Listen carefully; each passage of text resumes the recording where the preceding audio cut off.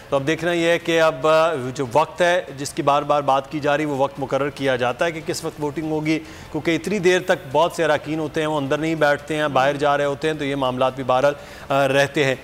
मोहम्मद उसामा गाजी, अब बात होगी अब ख़त के हवाले से तमाम तर मामलात जो हैं वो डिस्कस भी कर रहे हैं, क्योंकि पार्लियामान ही बुनियादी तौर पर वो फोरम है जिस पर ये चीज़ें डिस्कस होना चाहिए थी। कमेटी में जो अपोजिशन के मेंबरान हैं, जो पार्लिमानी कमेटी है कौमी सलामती के, वो गए नहीं थे जब उन्हें बुलाया भी गया था। तो मेरा ख्याल है कि अब जो बातें नहीं थी वो मुतल्लिका फोरम पार्लिमान है। अब शायद बहुत सारी बातें जो आज तक सामने नहीं आ पाई हैं ख़त से मुतल्लिक, और जिसको साजिश हुकूमत कहती है, उससे मुतल्लिक अब बहुत ज़्यादा बातें सामने आ सकती हैं पार्लिमान में। मुदस्सिर, इन कैमरा अगर इजलास नहीं होगा तो फिर मेरा ख्याल है खुलकर बात नहीं हो सकेगी। बहुत सी चीज़ें वो नहीं बता सकेंगे, क्योंकि आपको पता है कि सीक्रेट एक्ट होता है कि आपने हलफ लिया होता है और उसमें आप कुछ बातें ऐसी होती हैं जो डिस्क्लोज़ नहीं कर सकते, वरना तो पार्लियामेंटेरियन बहुत सी ऐसी मीटिंग्स चेयर करते हैं, ऐसी कमेटियाँ चेयर करते हैं, वहाँ बहुत सी ब्रीफिंग्स ऐसी होती हैं, वो बाहर आकर बात करते हैं, तो ये नहीं हो सकता क्योंकि फिर ऑफिशियली वो चीज़ें आ जाती हैं।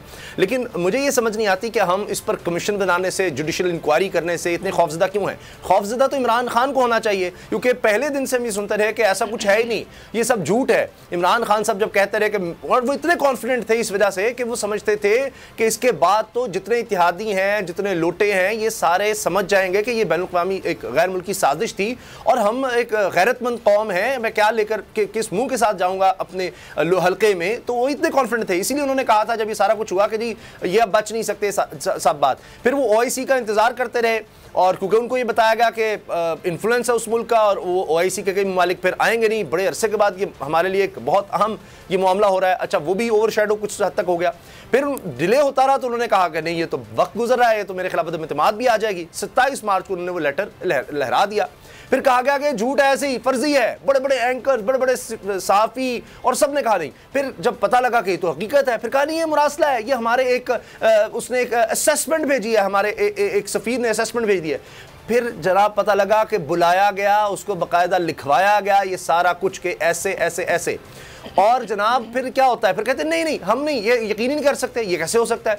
फिर उससे सवाल होता है हिंदुस्तान में उस शख्स से, उस एहलकार से कि ये आप पर चार्ज लग रहा है इमरान खान की तरफ से, तो वो कहते हैं जी हम आईनी जो यहाँ मामला चल रहे हैं ना पाकिस्तान में, हम उसको सपोर्ट करते हैं, यानी जो अदम एतमाद की तहरीक है आइन के मुताबिक है, हम इसको सपोर्ट करते हैं। उसने कहा जी नहीं, क्या ये सब आपने किया डिक्टेट, ये सारा, कहता है जो मैंने जवाब देना था दे दिया, अब अंदाज़ा तो लगाएं कि ये हो क्या रहा है। तो ये हमारे मुल्क की खुद मुख्तारी का एक मामला है, वरना हम कब तक इस तरह से, मैं कहूँगा कि झुकते रहेंगे। शहबाज शरीफ साहब ने सही कहा कि गर्दन झुक तो सकती है, कट नहीं सकती, तो वो हम गर्दन नहीं कट रहे हैं, हम गर्दन झुका देते हैं। तो मसला यह है कब तक, अगर हमने इसी तरह से मुदस्सिर तरक्की करनी होती, इसी तरह से हमने जनाब आलमी ताकतें उनके आगे झुक कर उनकी बात मानकर, कोई किसी से लड़ाई नहीं करता। हम भारत के साथ कितने मामलात ख़राब हुए, क्या सिफारतकार हम भेज देते हैं, हम कहते हैं जनाब ख़त्म, ये बंद कर दो सब कुछ, कोई चीज़ नहीं हो सकती, इतने खौफनाक हालात होने के बावजूद। लेकिन हम किसी से कोई ज़रूरत नहीं करने की, लेकिन कुछ खड़े तो अब ये कहेंगे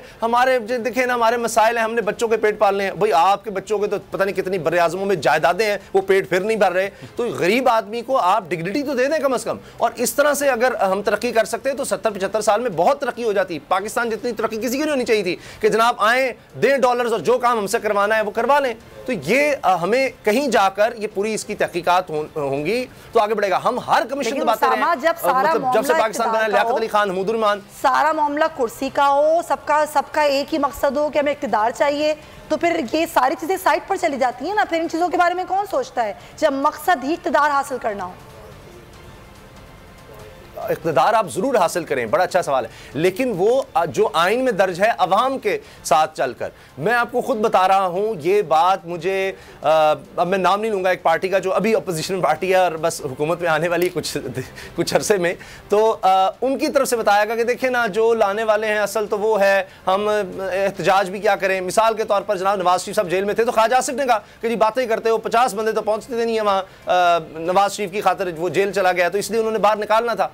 तो वो कहते क्या है, सोचते हैं कि अवाम की ताकत नहीं है। ये मैं आपको उनकी सोच बता रहा हूँ, हमारे लीडर्स की, कि ये ताकत हमें कहीं और से ड्राइव होती है। तो जब तक वहां मामला हमारे सेटल नहीं होते, हमें कोई फायदा नहीं ताकत में आने का। तो आप जब सोचें ना, फिर आप लोगों का क्या सोचेंगे, लोगों की दादरसी कैसे करने की? ताकत का मेंबर तो कोई और है। मेरी अगर पार्टी नहीं भी जीतती तो जनाब बाहर हुसैन हक्कानी बैठा है, वो हमारी ब्रोकरी कराकर डील करवा देगा, और जनाब जो मेजॉरिटी में पार्टी 155 उसके भी तोड़ेंगे और 85 हमारे 55 फलां के, और मिलकर जनाब हुकूमत बना देंगे। आप देखें तो सही हो क्या रहा है। कोई भी पार्टी इसके बाद भी क्या होगा कि बाहर की ताकत अगर इन्फ्लुएंस करेगी, वो बुलाया करेगी, इंटरव्यू किया करेगी, भाई ये ऐसे करते हैं, आप सब साथ हैं, हम इतने आपको डॉलर्स देंगे, ऐसे करना है, आपने ये करना है। वो कहेंगे हुकूमत मिल रही है, हाँ जी, हम सब इकट्ठे हो जाते हैं, जो पेट फाड़ने थे वो करने थे, छोड़ दें सब, हम सब इकट्ठे हैं। तो जो मेजॉरिटी पार्टी होगी वो इस मुल्क में तो कभी हुकूमत नहीं कर सकेगी जब तक कि वो बैरूनी आकाओं को ये खुश नहीं करेगी कि जनाब we are beggars, we are not choosers.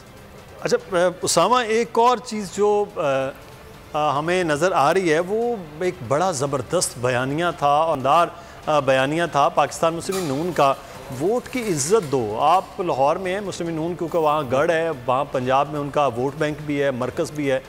ये मरीम नवाज़ साहिबा का एकदम मंदों की बातें ख़त्म हो जाना, ये क्यों हुआ? ये क्या चीज़ थी इसके पीछे? यार अब इस तरह की बातें ना कहलवाएं, पता नहीं किसी वक्त भी क्या डायरेक्शन आ जाए, ना करें, इतने मुश्किल सवाल ना करें, के बाद आपके पास खबरें होती हैं, हम तो इसलिए यहाँ बैठे हैं ना, हमारे तक तो खबर आती फिल्टर हो जाती है। अच्छा चले, मैं कोई बताने की कोशिश करता हूँ। देखिए बाज़ दफ़ा होता यह है कि वो जो वोट को इज़्ज़त दो का बयानिया था वो नहीं चल सका। इदारों के खिलाफ जब आप बोलते हैं पाकिस्तान में वो काम नहीं हो सकता। आप देखें कि इमरान खान साहब को बड़े मशवरे दिए गए होंगे, बड़ी बातें की गई होंगी, लेकिन उन्होंने नहीं कहा कि मुझे क्यों निकाला, और उन्होंने नहीं कहा कि ये 5 जज 22 करोड़ की किस्मत का फैसला नहीं कर सकते, ये PCO के जज हैं, इनको फाड़ फेंक दो, हम तुम पर और तुम्हारे बच्चों पर ज़िंदगी तंग कर देंगे।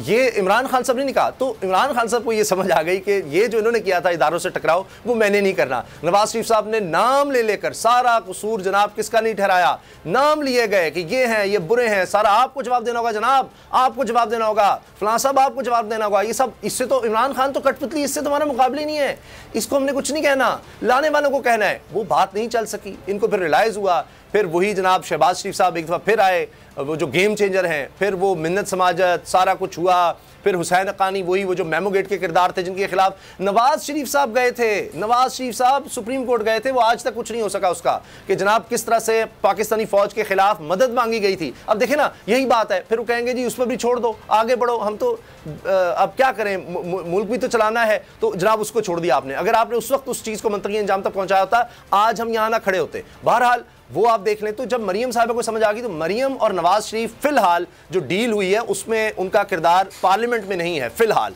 और आने वाले वक्त में हो सकता है। और मैं आपको ये भी बता दूं, ये भी मैं आपको बता देता हूं, शहबाज शरीफ साहब का किरदार भी बड़ा महदूद है, ये भी आप नोट कर लीजिए।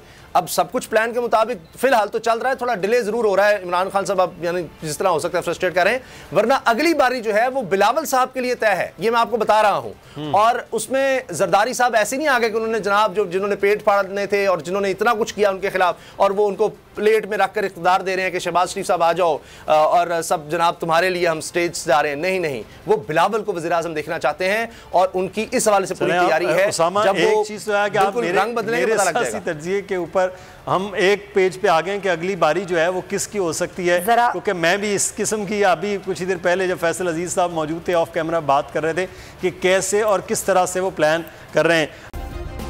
सब्सक्राइब करें और बेल दबाएं ताकि कोई खबर रह न जाए।